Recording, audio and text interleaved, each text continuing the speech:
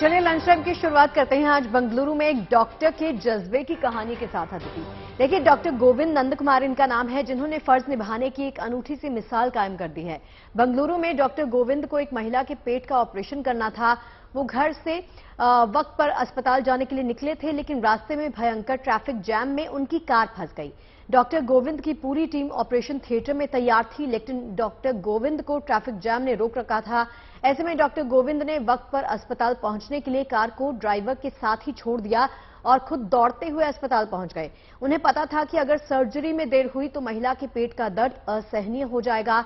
ऐसे में उन्होंने बिना वक्त गवाए अपना फर्ज निभाने के लिए सड़क पर दौड़ लगा दी। डॉक्टर साहब के इस जज्बे को जीएनटी सलाम करता है। तो ट्रैफिक जैम की दिक्कत देखिए, हम हर जगह अक्सर देखते हैं। वक्त पर पहुंचने के लिए डॉक्टर साहब ने किस तरह से दौड़ लगाई, वो तस्वीरें आप देख सकते हैं। जरूरी था क्योंकि वक्त पर महिला का ऑपरेशन करना, और अगर ऑपरेशन ना होता तो कोई भी घटना घट सकती थी। इसीलिए दौड़ लगाई, अपनी गाड़ी और ड्राइवर को वहीं पर छोड़ा और वक्त पर वहां पर पहुंचे और अस्पताल पहुंचकर महिला की जान बचा ली।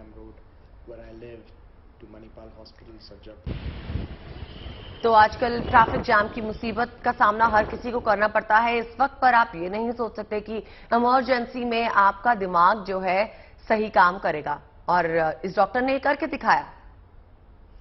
आई थिंक यही इन डॉक्टर साहब ने अपना फर्ज निभाया है शगुफ्ता। और अगर किसी डॉक्टर को जब शपथ दिलाई जाती है, जब उनकी डॉक्टरी कंप्लीट होती है, तो शपथ में यही कहा जाता है कि वो अपने से पहले अपने पेशेंट का ध्यान रखेंगे, और यही इस डॉक्टर ने भी करके दिखाया है। ट्रैफिक जैम होने के बावजूद ये दौड़कर अपने पेशेंट के पास पहुंचे। और देखिए, यही अनूठे से जज्बे की मिसाल है। इस डॉक्टर साहब ने कायम कर दिया। आदित्य, आई थिंक हर कोई इनसे इंस्पिरेशन, इनसे प्रेरणा ले रहा होगा, जिस तरह की मिसाल इन्होंने कायम की है। देखिए, एक तो वक्त पर पहुंचना, अपनी गाड़ी और ड्राइवर को वहां पर छोड़ना, और अपने फर्ज को, अपने कर्म को सबसे पहले रखना। बिल्कुल ठीक बात है। और शगुफ्ता, जैसा हम जानते हैं कि डॉक्टर्स के लिए सबसे पहला फर्ज ही उसका पेशेंट होता है, पर आज भी कई ऐसे मौके सामने आते हैं जब हम देखते हैं कि डॉक्टर्स जो है कई बार फोन ही नहीं उठाते हैं। पेशेंट तड़प रहा है दर्द में, या अपना टाइम खत्म हुआ डॉक्टर का, और कई बार वो नहीं उठाते हैं। मगर इस डॉक्टर ने उन डॉक्टर्स के लिए एक मिसाल कायम की है। और देखिए, तस्वीरें भी हम लगातार आपको दिखाए रहे हैं आदित्य। ये विजुअल्स देख के पता लगता है कि इन डॉक्टर का जज्बा वाकई कितना कमाल का रहा होगा। अपने फर्ज के प्रति, अपने कर्म के प्रति जो निष्ठा इन्होंने सबके सामने अनूठी सी निष्ठा पेश की है, वो हम सबके लिए काफी इंस्पायरिंग है। तो डॉक्टर गोविंद इस वक्त हमारे साथ जुड़ गए हैं। डॉक्टर गोविंद, जीएनटी सबसे पहले तो आपको सलाम करता है आपके इस अनूठे से जज्बे के लिए। मुझे बताइए कि उस वक्त दिमाग में क्या चल रहा था जब आपको पता था कि महिला की जो सिचुएशन है वो आउट ऑफ कंट्रोल हो सकती है अगर आप वक्त रहते अस्पताल नहीं पहुंचते? या I try to explain in हमारा हिंदी थोड़ा आता है हमको, लेकिन हम I was trying to go to work that day. घर से सरजापुर मणिपाल हॉस्पिटल को सर्जरी करने के लिए चल रही थी, और उस तरफ लास्ट 3 किलोमीटर का स्ट्रेच में वो थोड़ा ट्रैफिक जैम हुआ था, और उधर कार में रास्ता ही नहीं था। हमारा पेशेंट सर्जरी के लिए और एनेस्थीसिया के लिए वेट कर रही थी। इसीलिए हम सोचा कि हम कार से निकाल के भागा तो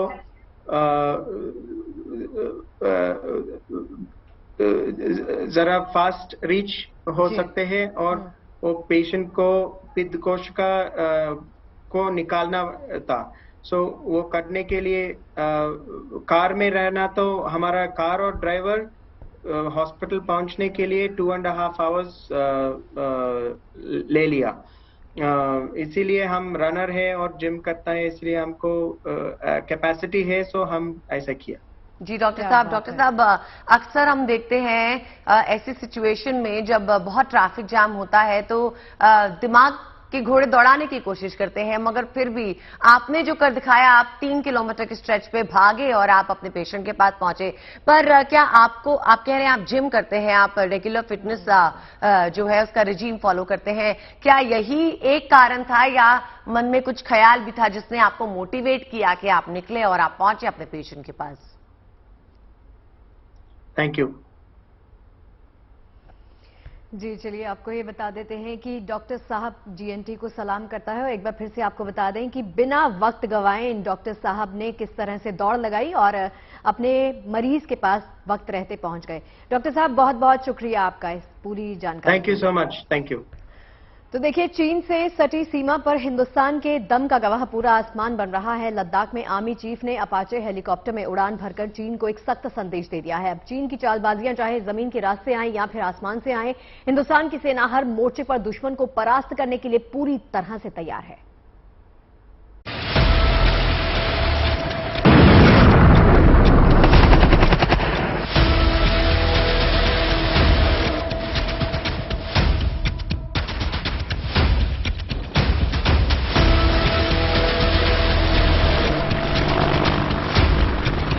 लद्दाख में ये बेहद फुर्तीले अपाचे हेलीकॉप्टर की उड़ान।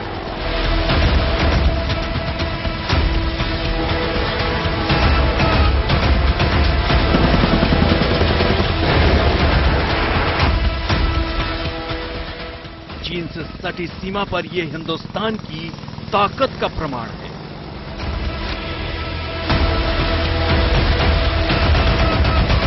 लद्दाख में अपाचे की यह हुंकार इस बात का सबूत है कि हिंद की सेना देश की हिफाजत में हर वक्त मुस्तैद है।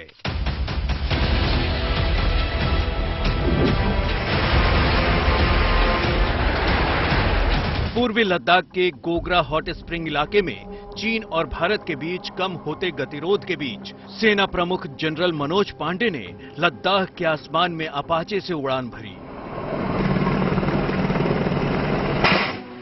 इस उड़ान से संदेश साफ है कि अगर चीन अपने वादे से मुकरता है, घुसपैठ से बाज नहीं आता, तो ड्रैगन को किसी भी हिमाकत का जवाब देने के लिए भारतीय सेना पूरी तरह तैयार है।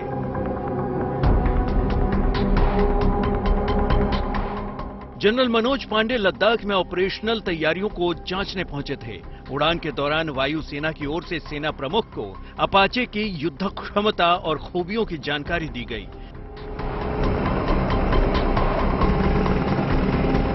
सेना प्रमुख ने उत्तरी कमान की फायर एंड फ्यूरी कोर मुख्यालय का भी दौरा किया। इस दौरान सेना प्रमुख को वास्तविक नियंत्रण रेखा के ताजा हालात की जानकारी दी गई।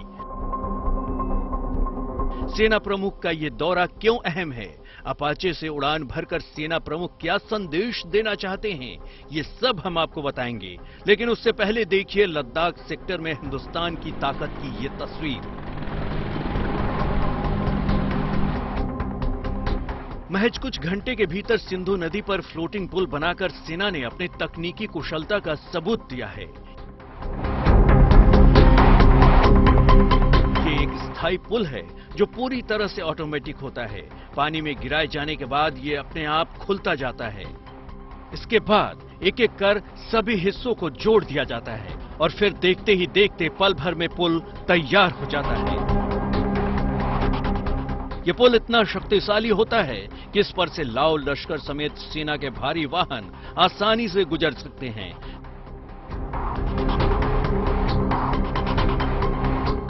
जंग के हालात में साजो सामान समेत सेना इस फ्लोटिंग पुल से होकर कुछ ही देर में सीमा पर पहुंच सकती है।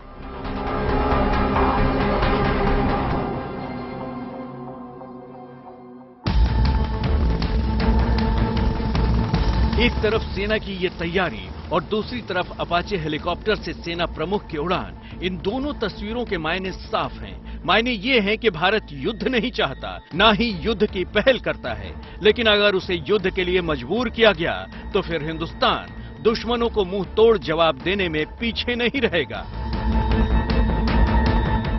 जून 2020 की ये तस्वीर इस बात का सबूत है कि जब गलवान में भारत के रणबांकुरों और चीन के घुसपैठिए सैनिकों के बीच हिंसक झड़प हुई थी।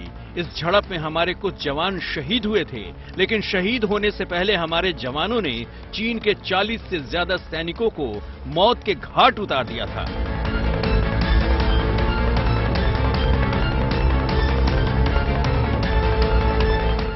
भारत और चीन के बीच सीमा पर गतिरोध तब से ही कायम है। कई दौर की बातचीत का कोई नतीजा नहीं निकला।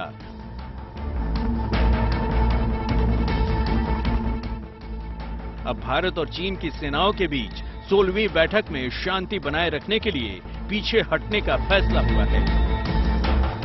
दोनों देशों के बीच न केवल पूर्वी लद्दाख के गोगरा हॉट स्प्रिंग इलाके से पीछे हटने पर सहमति बनी है, बल्कि पूर्ण शांति बहाली के लिए दोनों ओर बने अस्थायी और बाकी ढांचों को ध्वस्त करने पर भी दोनों देश तैयार हो गए हैं।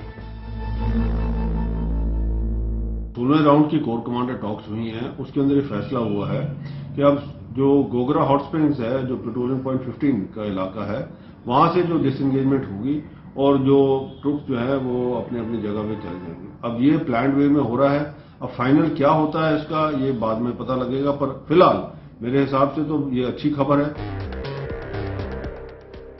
बेशक चीन गोगरा हॉट स्प्रिंग इलाके से पीछे हटने को राजी हो गया है, लेकिन इतिहास गवाह है कि चीन पर भरोसा नहीं किया जा सकता। चीन की कथनी और करनी में हमेशा से फर्क रहा है, लिहाजा भारत अपनी रक्षा तैयारियों में कोई कसर बाकी नहीं रखना चाहता। दुनिया के सबसे आधुनिक और खतरनाक माने जाने वाले युद्धक हेलीकॉप्टर में से एक अपाचे में उड़ान भरकर सेना प्रमुख ने यही संदेश देने की कोशिश की है। Bureau report, good news today.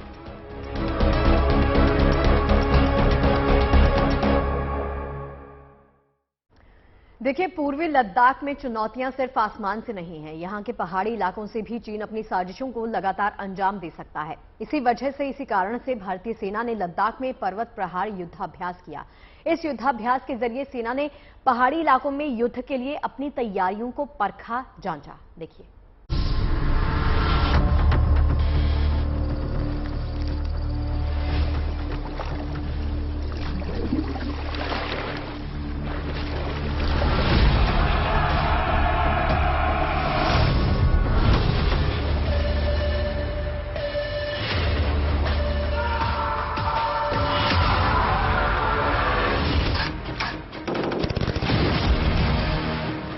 ये एलएसी पर सेना का शक्ति प्रदर्शन है। लद्दाख में 14,000 फीट की ऊंचाई पर 50,000 जवानों का पर्वत प्रहार। पर्वत प्रहार नाम की एक्सरसाइज भारतीय सेना की वन स्ट्राइक कोर कर रही है। स्ट्राइक कोर का मतलब है कि अगर कहीं पर भी चीन या पाकिस्तान हरकत करता है तो सबसे पहले ये अंदर घुसकर उसका सफाया करेंगे। स्ट्राइक कोर से लेकर माउंटेन स्ट्राइक कोर की लद्दाख वाली पर्वत प्रहार की तैयारी हमारे जवान यहां कर रहे हैं। पर्वत प्रहार 20 दिन तक चलने वाली भारतीय सेना की एक्सरसाइज है। इसका उद्देश्य है भारतीय सेना की स्ट्राइक कोर को माउंटेन स्ट्राइक कोर के तौर पर कन्वर्ट करना, ताकि दुश्मनों का कहीं से भी सफाया करना आसान हो जाए।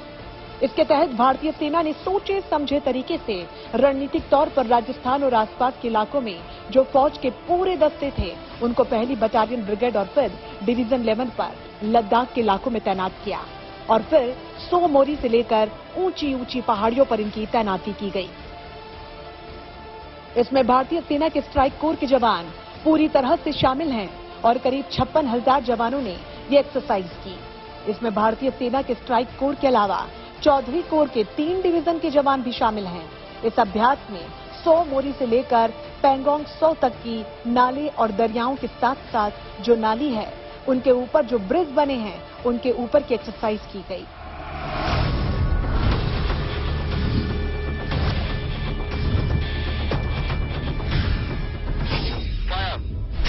ड्रिल और एक्सरसाइज देखने और जवानों का हौसला बढ़ाने खुद आर्मी चीफ मनोज पांडे यहां पहुंचे थे। उन्होंने यहां ऑपरेशनल तैयारियों की जानकारी ली, साथ ही उन्होंने सैनिकों के साथ बातचीत कर उनकी दृढ़ता और पेशेवर मानकों के लिए उनकी सराहना की। सेना ने एक्सरसाइज की तस्वीरें जारी की हैं। इन तस्वीरों में साफ तौर से चीनूक हेलीकॉप्टर को जीप को आसमान में ले जाते हुए देखा जा सकता है। साथ ही K9 ब्रज और बोफोर्स तोप, BM grade multi rocket launcher, T90 Bhishma tank और BMP व्हीकल देखी जा सकती है।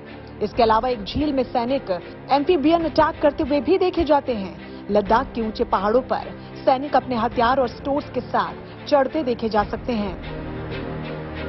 जनरल पांडे खुद सेना की नई ATV जीप में सवार दिखाई पड़ रहे हैं।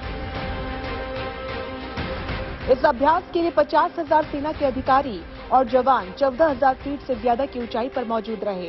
ये पहली बार है जब लद्दाख में इतना बड़ा सैन्य अभ्यास हो रहा है। हालांकि चीन डिसएंगेजमेंट प्रक्रिया के तहत काम कर रहा है, लेकिन उसके बावजूद भी उस पर विश्वास करना बेहद मुश्किल है और इसीलिए इस पर्वत प्रहार की तैयारी ये बताती है कि यहाँ हम अलर्ट हैं।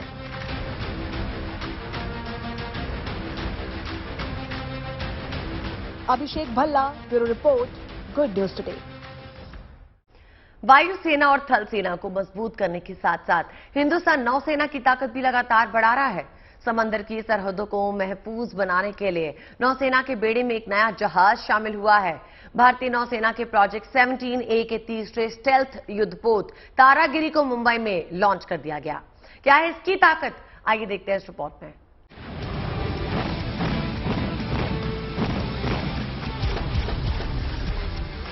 लहरों पर शौर्य और पराक्रम के अटूट गठजोड़ की मिसाल है भारतीय नौसेना।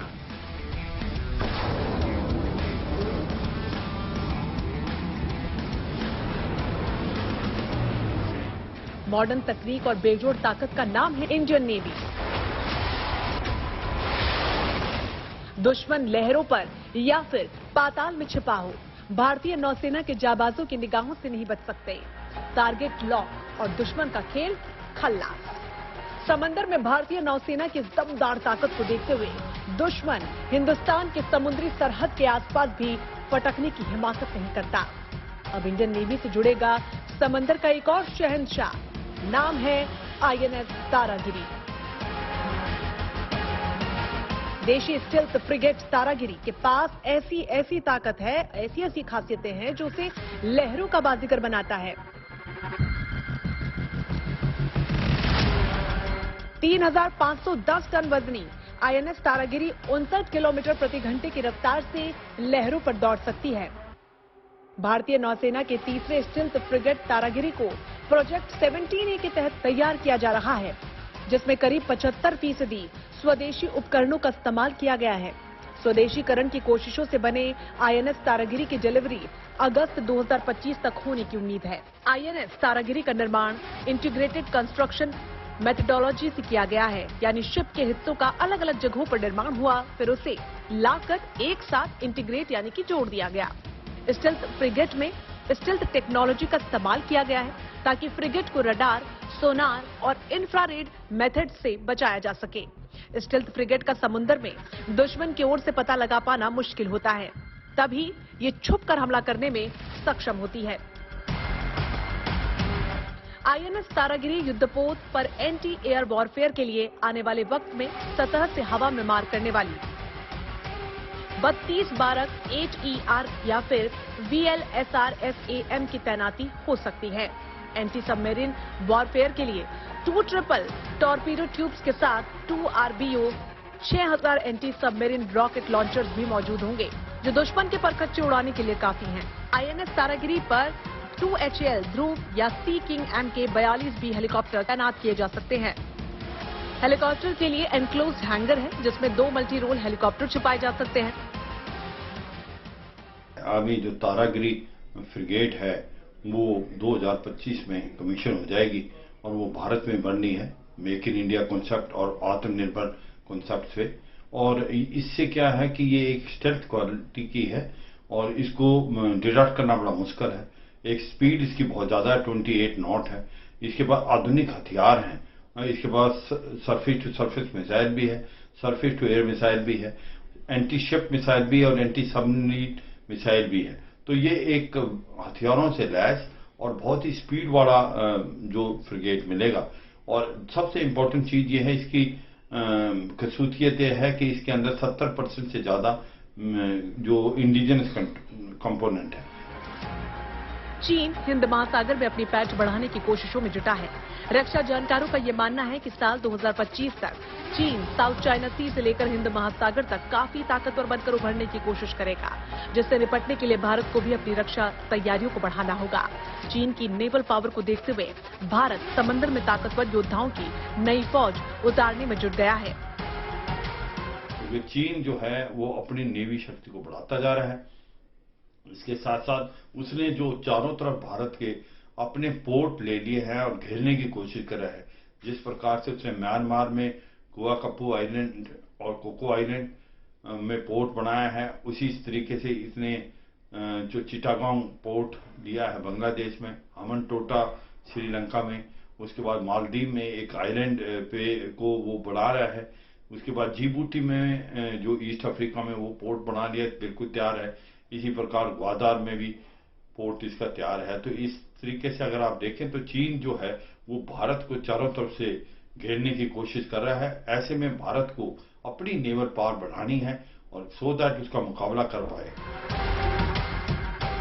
आज भारत रक्षा क्षेत्र में आत्मनिर्भर बनने की राह में तेजी से आगे बढ़ रहा है, जिससे दुनिया में भारत की साख और धाक बढ़ रही है। Bureau report, good news today. देखिए, अपनी जिंदगी को आप कैसे जीना चाहते हैं, ये पूरी तरह से आप पर ही निर्भर करता है।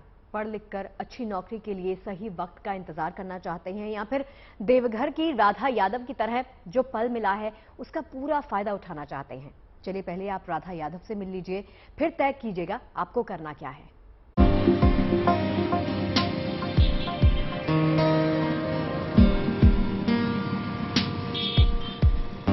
ये चाय का स्टॉल बहुत कुछ कहता है और बहुत कुछ कहती है ये मुस्कुराती हुई लड़की। देवघर के रामा देवी बाजला महिला कॉलेज के सामने लगे इस टी स्टॉल पर लिखे एक एक शब्द को गौर से पढ़िए।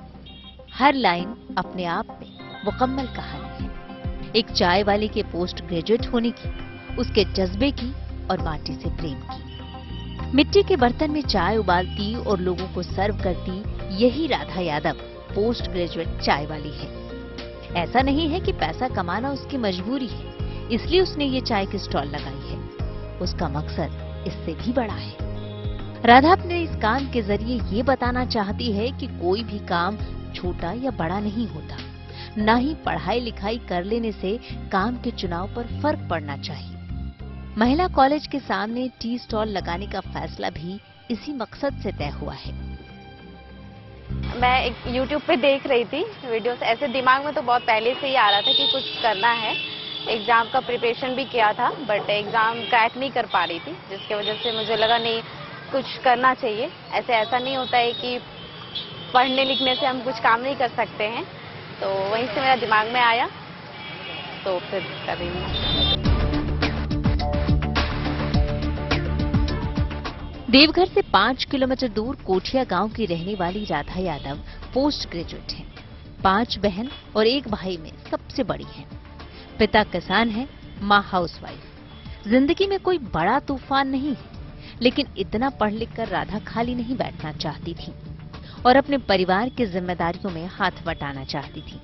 सो एक मकसद के साथ ये काम शुरू कर दिया। पिता के सम्मान को ठेस न लगे, इसलिए उन्हें अपने इस काम के बारे में बताया नहीं, लेकिन भरोसा है कि जब उन्हें इस काम के पीछे उसके मकसद को समझेंगे तो उन्हें अपनी बेटी पर फख्र होगा।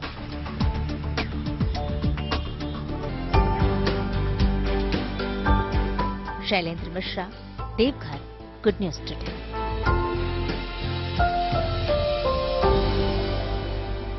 अब आपको दिखाते हैं केरल के त्रिशूर का टाइगर डांस।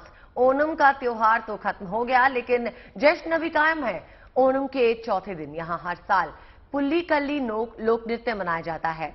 बड़ी संख्या में लोग इस मौके पे बाघ की शक्ल में डांस करते हैं और जश्न मनाते हैं।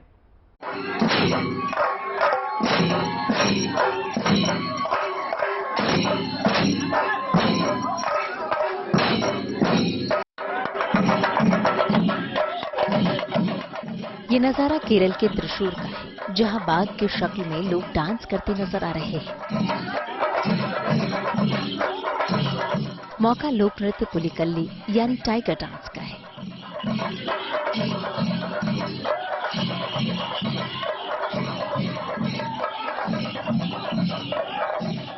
ओणम के चौथे दिन यहाँ हर साल पुलिकल्ली मनाया जाता है। इसी अंदाज में नाचते गाते पूरे जोश और उत्साह के साथ।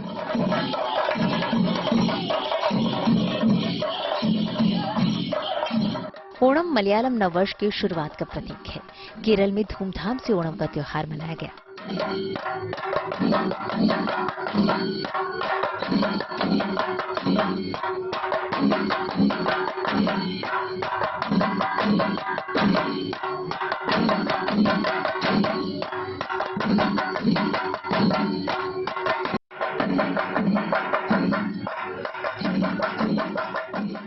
और अब परंपरा के मुताबिक ओणम के चौथे दिन पुलिकल्ली यानी टाइगर डांस का आयोजन हुआ। दरअसल इसमें भक्त अपने चेहरे और शरीर पर बाघों की तरह खुद को पेंट कर लेते हैं और वहां के थकेल, उड़ुक्को और चिंडा जैसे पारंपरिक वाद्य यंत्रों की ढाल पर थिरकते हैं, डांस करते हैं।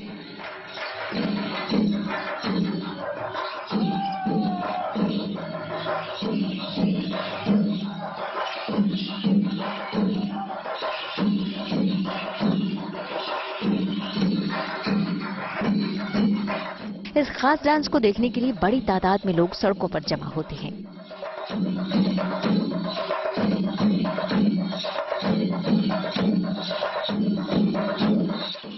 माना जाता है कि पुलिकल्ली का ये डांस फॉर्म करीब 200 साल पहले कोचीन के तत्कालीन शासक महाराजा रामवर्मा साक्थन थम्पुरन ने शुरू किया था।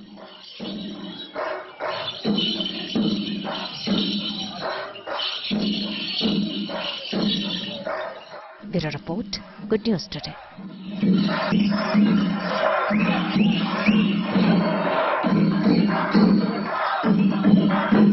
अब बात कर ले बरसात की। बरसात का दौर थम गया है और चारों धामों में 2 प्रमुख धामों पर फिर श्रद्धालुओं की संख्या बढ़ने लगी है।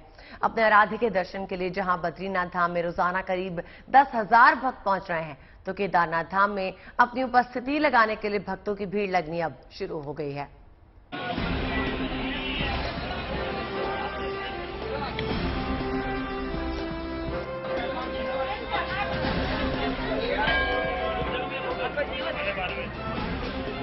केदारनाथ बद्री धाम में फिर से उमड़ने लगे श्रद्धालु। बारिश, लैंडस्लाइड का खतरा कम होते ही श्रद्धालुओं में उत्साह। अपने आराध्य के दर्शन के लिए बढ़ने लगी है भक्तों की भीड़। एक बार फिर से आस्था का उत्साह भक्तों में दिखने लगा है, इसलिए केदारनाथ और बद्री धाम में भक्तों की चहल पहल बढ़ गई है। वजह है बारिश और लैंडस्लाइड के खतरे का कम होना।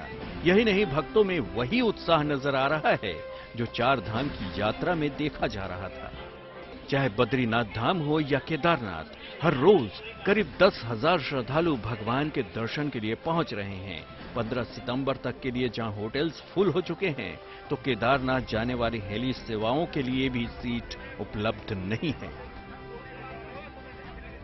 अगर बद्रीनाथ धाम की बात की जाए तो इस साल अभी तक 12 लाख से ज्यादा भक्त बद्री विशाल के दर्शन कर चुके हैं, तो दूसरी ओर केदारनाथ धाम में भी 11 लाख से ज्यादा श्रद्धालु बाबा केदार की पूजा कर चुके हैं और उम्मीद ये की जा रही है कि आने वाले दिनों में यात्रियों की संख्या का रिकॉर्ड भी टूट जाएगा।